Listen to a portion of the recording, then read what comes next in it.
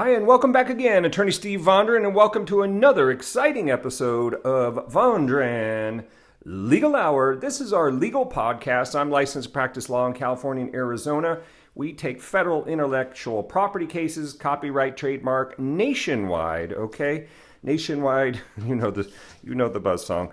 So anyway, we are talking in this episode about anti-SLAPP. This is a little bit of a complicated area for a lot of people. The case law is kind of all over the place, lots of things to think about. But we are talking about the anti-SLAPP. So here's the situation. Say you file a lawsuit, and that lawsuit has to be with somebody talking about your company. Okay, so you think they're defaming you, but they're giving their opinion. So you file a lawsuit against the person that's defaming your business, and they file what's called an anti-SLAPP motion, okay? So this is how it plays out. You file the complaint. They say, what are you doing? This is interfering with my right of free speech and the right to petition and my constitutional First Amendment rights, okay? So that sort of, right? Everybody understands you want that free speech right to say, that company's horrible, it's disgusting, it's disastrous, I hate working with them, the people are mean, the prices are overbloated, all that stuff. So the defendant in this case would file what we call the anti-SLAPP, okay? Now that's a strategic lawsuit against public participation. Okay, so the anti-SLAPP law was designed to basically to not allow lawsuits that chill the free speech, that chill it, as they say, okay? And, so if you're bringing a lawsuit for the sole purpose with no merits, and you're bringing it for the sole purpose to chill the speech, in other words, no merits in that case would be, truth is a defense to defamation, opinion is a defense to defamation. So if you're bringing that lawsuit with no merits solely to chill the free speech, then the anti-SLAPP lawsuit that's filed by the defendant may be successful. Okay, so that's how you got to look at these things. Now, when the person files an anti-SLAPP, a series of rules kick in. Okay, it's kind of an interesting statute. Okay, when an anti-SLAPP is filed, basically the discovery is going to be halted in your proceeding. A lot of people don't know that, but your discovery is going to be halted. So if you had some deposition set up, some written discovery, everything is basically suspended. Okay, and then in these cases, there's a two-step process. Step one is the defendant comes forward and has the burden to prove that they were engaged in protected free speech. Okay, so you have the burden to come forward and you say, well, in this example that I just gave you, I was just speaking freely about my experiences with this company. What, I'm not allowed to just talk my mind and say the truth about what I feel? And so that would be sort of coming forward with the burden to show the free speech aspects. Now, if that happens, then the plaintiff, the party that would be opposing your anti-SLAPP motion, would come forward and say, okay, even if you're going to call this free speech, all right, if you're going to do that and you think I'm trying to chill your free speech, okay, but I can prove the merits, I can make a prima facie case as to my causes of action that are alleged in the complaint, and I can show those with the evidence that I have today, admissible evidence, okay? And so that's how it works. And so then the plaintiff comes forward and says, well, look, truth is not a defense. In fact, this will prove to you that this is false, and this will prove to you that it was with malice. So let's just say actual malice. So the plaintiff will have that opportunity to rebut that. If the plaintiff can show that, if the plaintiff can show, I still have that prima facie case, it's here, I've got the evidence, then the anti-SLAPP motion will lose. It will be declined. It will be overruled. Okay, so that's the main things about how it works. Now, I want to point out one other thing. You probably came to this video wanting to hear about the commercial speech exemption. This is a big one, okay?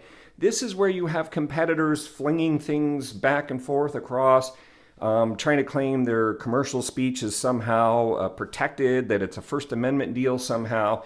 And commercial speech can be protected as long as it's not false and misleading, long as it's not misappropriating identities of other persons and things like that. But let me tell you real quick about the commercial speech exemption. And so this you can find in the California Code of Civil Procedure, That is CCP 425.17, subsection C. 425 subsection C, okay? And this talks about, basically, let's look at it as a situation with two competitors. Now, I'm going to give you can look up the code section and read it. You'll probably have to read it like 10 times like I did before you start going, what the heck are they talking about here? But you will figure it out. But briefly, if you have a defendant, okay, go back to our situation with the defamation. If you have a defendant, a person who is primarily engaged in the business of selling or leasing goods or services, is one thing you have to show. And by the way, the commercial speech exemption, if it applies, the anti-SLAPP motion loses. It loses, okay? And if the anti-SLAPP motion was frivolous, then the plaintiff can seek their attorney fees, okay? And there's also something called a slap back, because essentially in these cases, if the judge says that it was a frivolous case, that means it was basically brought maliciously. It's a malicious prosecution of an action. So this could trigger and create a whole new cause of action. So you have to be very careful when you're bringing that anti-SLAPP to make sure that this commercial speech exemption doesn't apply, okay? So that's why we're talking about this. But 425.17, we are talking about a defendant primarily engaged in the business of selling or leasing goods or services. So you have a commercial defendant, okay? You have to have basically a statement or conduct, and you have to show that the cause of action arises from the statement or conduct. This gets tricky, so you're going to have to hang in there with me, okay? Statement or conduct, the causes of action in the plaintiff's complaint, they arise from the statement or conduct, okay? So a statement may be, this business is a bunch of crooks. That's a statement, okay? That's a statement. So if you have a competitor saying these guys are a bunch of crooks, you have a statement. Your cause of action would be arising from that statement, or you may have conduct such as misappropriating someone's identity. The right of publicity laws. We've talked about this in other videos and blogs. Right of publicity is big, okay? Where that happens and where both of the following apply. Number one, the statement or conduct consists of representations of fact. So you have to be able to point to some representation of fact that's being made, either about the defendant's own business or a statement or representation of fact about a competitor's operations, their goods or their services, okay? So there has to be that statement or conduct representing fact dealing with the defendant's business or the plaintiff's business, okay? Does that make sense? And that's not enough. It keeps going. I know. It just keeps going with this exemption here. And which statement or conduct was made for the purpose of, made for the purpose of promoting or securing sales or commercial transactions for defendant's goods or services, or, right, in the course of defendant delivering their goods or services. Okay, so, I mean, this is a lot of stuff. You may have to go back and rewind the tape and listen. I don't want to keep repeating it, but the statement or conduct was made for the purpose of getting sales for defendant basically, or delivering their goods or services, okay? But wait, there's more. That's not it. The final aspect of it, I should say almost final, is the intended audience of the statement or the conduct, the representations of fact. The intended audience is an actual or potential buyer or customer, or a person likely to repeat the statement or conduct or influence others who would do so. Okay, if you followed all that and you're still here, you should probably be in law school. Maybe you are, maybe you're a lawyer watching this. Okay, it's a big, beefy exemption to the anti-SLAPP. And so you just have to go back and play this back. That's the test, okay? There's lots of different case law interpreting all these different sections. But to boil it all down, if you have competitors, doing things, misappropriating, trying to sell each other's goods or services, it's commercial speech. It's an exemption. They're trying to sell their stuff, okay? If that exemption applies, the anti-SLAPP motion should lose, okay?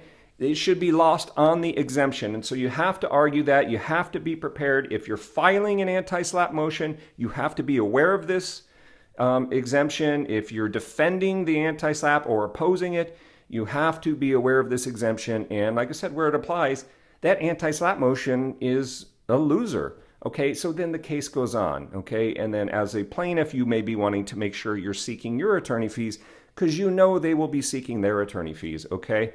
If they didn't raise this exemption when they filed the anti-SLAPP, I think that's a little disingenuous. So you may need to call that out and say, hey, judge, this is two competitors fighting here and they didn't even bring out the commercial speech exemption. I don't know. What are they trying to mislead the court? What are they doing? I don't know. It's a little shaky. You may need to point that out to try to get your attorney fee award. Okay, so that's the basics of the anti-SLAPP, the commercial speech exemption. You probably know that better than most people will ever know it in their entire life. But if you have a case, you really need to dig into the nuts and bolts of that and really make sure you can apply your facts of the case, okay?